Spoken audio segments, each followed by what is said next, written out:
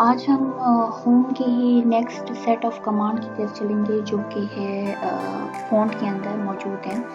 पिछली वीडियो में जैसे कि हमने सीखा था कि क्लिप बोर्ड होता है, क्लिप बोर्ड में copy, cut, paste, format, painter और इसके अलावा जो है क्लिप बोर्ड में आप मैक्सिमम जो है 24 मुख्तलिफ चीज़ें जो हैं वो कॉपी कर सकते हैं। इस तरह से जो फ़ॉन्ट होता है वो भी काफ़ी अहम किरदार अदा करता है जो क्लिप बोर्ड के बिल्कुल आगे ये मौजूद है। तो ये सेट ऑफ कमांड है, इसको आप एक एक करके सीखेंगे जो कि बहुत आसान है और जो कि किसी भी डॉक्यूमेंट में बहुत ज़्यादा अहमियत के हामिल है। सबसे पहले हम ये देखते हैं कि मैंने जो इंटरनेट है उसे एक पैराग्राफ कॉपी कर लिया है ताकि हम इसके ऊपर ये कमांड जो हैं फ़ॉन्ट की वो अप्लाई कर सकें और चेंजेस देख सकें कि क्या। आइए चलिए स्टार्ट करते हैं। तो सबसे पहले ये है कि हमें कोई भी कमांड इसको अप्लाई करने से पहले इसको सिलेक्ट करना होगा, इस पैराग्राफ को। जैसे कि ये सिलेक्ट हो गया है तो इससे जो सबसे पहले है यहाँ पे ये फ़ॉन्ट स्टाइल जिसको कहते हैं, ये नंबर ऑफ फ़ॉन्ट स्टाइल है। और मिसाल के तौर पर आप ये देखें कि पहले मैंने पैराग्राफ जो है जो बैक साइड पे वो सिलेक्ट कर लिया था और जैसे ही मैं वो सिलेक्ट करती हूँ तो इसका स्टाइल जो है आपको चेंज होते हुए नज़र आ रहा है। ठीक है, तो आप अपनी मर्ज़ी से जो है कुछ भी जो आपकी रिक्वायरमेंट हो उसके मुताबिक आप डिज़ाइन जो है या स्टाइल जो है वो कॉपी कर सकते हैं। ठीक है, इससे आगे जो है फ़ॉन्ट साइज़ की बात आती है तो आपने अपनी मर्ज़ी से कोई भी साइज़ जो है वो यहाँ से सिलेक्ट कर सकते हैं। ठीक है, या तो फिर आप क्या कर सकते हैं कि यहाँ पे टाइप भी कर सकते हैं। मिसाल के तौर पर यहाँ पे हमारे पास 24 है और 24 है और 26 है, तो अगर हमें इसका दरमियान करना है 25 कर लेते हैं। 25 लिखिए और इंटर दबाना है तो ये आपका जो टेक्स्ट होगा ये 25 का होगा। इसके अलावा जो थर्ड वन है वो ये है कि अगर आप यहाँ पे टाइप करने के बजाय यहाँ से क्लिक करके इसको इंक्रीज़ कर सकते हैं। ठीक है, और यहाँ से क्लिक करके इसको इस टेक्स्ट को डिक्रीज़ इसकी साइज़ कर सकते हैं। लेकिन जो आमतौर के ऊपर स्टाइल जो यूज़ होता है वो होता है 12, 11, वैसे मुख्तलिफ़ किस्म की जो है रिक्वायरमेंट्स होती हैं। जो नेक्स्ट वन है वो ये है कि आपने जो चेंज केस है, चेंज केस से क्या मुराद है? चेंज केस से मुराद है अगर हम इसको ओपन करते हैं तो हमारे पास 5 ऑप्शन जो है वो आ जाते हैं। जैसे सेंटेंस केस है तो ये सेंटेंस केस में ही पहले लिखा हुआ है, इस वजह से कोई चेंजेस नहीं आएंगे। तो लोअर केस है, लोअर केस का यही मतलब होता है कि हर चीज़ लोअर केस में आ जाएगी। जैसे कि ये यूनिवर्स का यू देखें आप, तो अगर हम इसको सिलेक्ट कर दें तो देखिए ये लोअर केस में आ गया, तो यू जो है वो इसका जो है स्मॉल लेटर में आ गया। तो अगर इस तरह से अपर केस देखें तो इसमें सारे जो लेटर्स हैं जितने भी होंगे वो अपर केस में चले जाएंगे। और कैपिटलाइज ईच वर्ड, इसमें जो हर वर्ड का जो पहला लफ्ज़ होगा वो कैपिटल होगा। जैसे कि ये देखें, ठीक है, इसमें हर वर्ड का जो पहला लफ्ज़ है वो हमारे पास लेटर है वो कैपिटल होगा।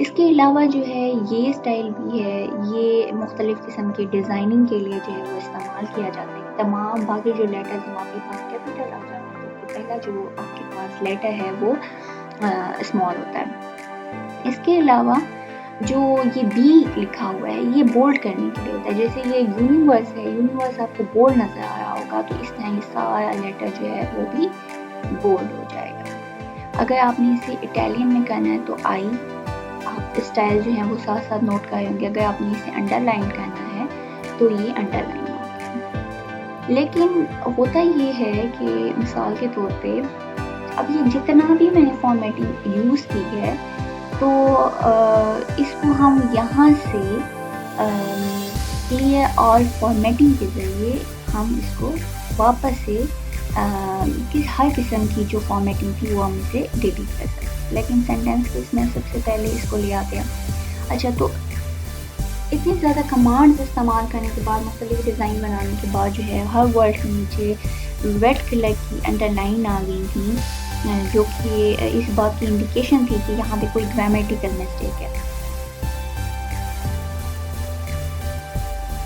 अब हमारे पास एक पैराग्राफ ये जो पहले से हमने सेलेक्ट किया हुआ है तो इसमें हम क्या करते हैं, अगर हम इस पैराग्राफ को अंडरलाइन करना चाहते हैं तो सिंपली आपने वो ये अंडरलाइन है इधर जाना है, उसके साथ एरो भी बना हुआ है जिसको आपने क्लिक करें तो ये हमारे पास मुख्तलिफ़ किस्म के ऑप्शंस जो हैं ये देखिए ये आ गए हैं। तो आप जिसको भी सिलेक्ट करेंगे और साथ में आप नीचे पैराग्राफ को भी देखते जाएं तो चेंज जो है वो होते जाएगा। ठीक है, इसके अलावा मुख्तलिफ़ कलर्स हैं, कोई भी कलर आप करना चाहते हैं अपने टेक्स्ट में आपकी डिज़ाइनिंग के मुताबिक, आपके डॉक्यूमेंट, आपकी रिक्वायरमेंट के मुताबिक आप ये कर सकते हैं। इसके अलावा इसके साथ वाली जो कमांड है इसको हम जो है स्ट्राइक थ्रू कहते हैं। स्ट्राइक थ्रू हम इसलिए इसको कहते हैं क्योंकि फॉर एग्जांपल एक डॉक्यूमेंट है और अगर आपको चाहते हैं आपसे कोई मिस्टेक और आप किसी और को चेक करना चाहते हैं मगर आप उसको ये बताना चाहते हैं कि ये मिस्टेक थी, मैंने इसको पॉइंट आउट किया है, तो आप सिंपली इसको सेट करके वो वर्ड जो है उसको आप स्ट्राइक थ्रू कर सकते हैं। उसके ऊपर एक लाइन जो है वो आ जाएगी जो इंडिकेशन होगी इस बात की कि ये गलती थी और आपने इसको ठीक किया है। ठीक है, फिर उसके बाद है अब अगर आप इसको अनसेलेक्ट करें तो वापस से टेक्स्ट हो जाएगा। अच्छा, अगर फॉर एग्जांपल ये गैलेक्सी है, गैलेक्सी के आगे मैं कुछ वर्ड लिखती हूँ, कुछ न्यूमेरिकल लिखती हूँ उस टेक्स्ट, ठीक है। अगर आप चाहते हैं कि ये टेक्स्ट जो है ये हमारे पास इस टेक्स्ट के आखिर में छोटा सा लिखा हुआ आ जाए तो आपने इसको सेलेक्ट करना है और ये देखिए कि 6 जो है वो हमारे पास ये लिखा हुआ आ गया। और अगर आप चाहते हैं कि ये 6 ऊपर चला जाए, जैसे कि एक पावर होती है मैथ में, तो ये 6 इस तरह ऊपर भी आ सकता है। तो इस तरह से अगर हम आगे चलते हैं तो अगर हम इस पूरे पैराग्राफ को सिलेक्ट वापस से कर लेते हैं और यहाँ पे जाते हैं तो ये आपके पास मुख्तलिफ़ किस्म के और टेक्स्ट इफेक्ट्स आ गए हैं। तो ये कुछ भी आप अपनी मर्जी से सिलेक्ट कर सकते हैं जो भी आपकी रिक्वायरमेंट हो। इसके अलावा outline, shadow, reflection, glow, number styles, इसी तरह से जो है आगे भी आपके पास नंबर ऑफ डिज़ाइन जो हैं मौजूद हैं। ठीक है, फिर उसके बाद है अगर आपने इस पूरे पैराग्राफ को अंडरलाइन करना है तो आप ये कर सकते हैं और इसमें मुख्तलिफ़ किस्म के कलर्स ऑप्शंस भी होते हैं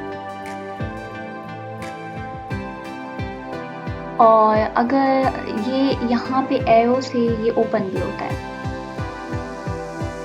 अच्छा, तो अगर आपने ये जिस तरह ये ऑटोमेटिकली इस वर्ड का ओपन हो गया तो ये इस तरह से आई का भी ओपन, इस तरह से हाइलाइटर का भी जो है ये ओपन होती हैं और यही कलर्स के सेट मौजूद होते हैं। तो आप इससे कुछ भी कलर का टेक्स्ट कर सकते हैं।